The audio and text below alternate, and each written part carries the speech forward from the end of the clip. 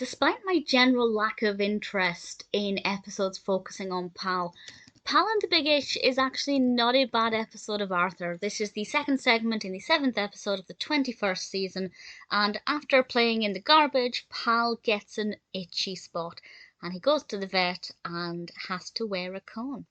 And he has a real roller coaster experience while wearing this cone. First of all, being devastated and confused and unsure of how he'll manage to eat, and of course Arthur does things to help him with that. And then he realizes that his friends are being very nice to him and giving him scraps and telling him stories, and he realizes that maybe there are advantages to having a cone on.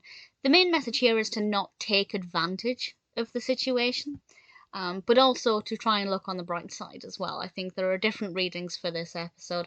As I said, I generally don't love the episodes that focus on Pal, and I'm not going to pretend that this is ever going to be one of my all-time favourites, but actually it was okay. I was not bored at any point, and I thought it worked quite well.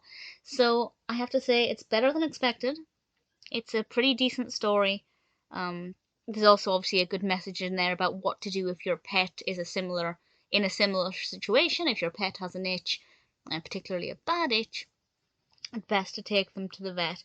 Pal also has this brilliant quote, and unfortunately I didn't write it down, but it's the one where he says a lot more eloquently than this, the only good thing about having a bad itch is the fact that you can itch it all day. That's not that's barely even paraphrasing, but it was a beautiful quote nevertheless. Yeah, I enjoyed it. Pal and the Big Itch didn't seem like it would be any good, but actually, it wasn't too bad.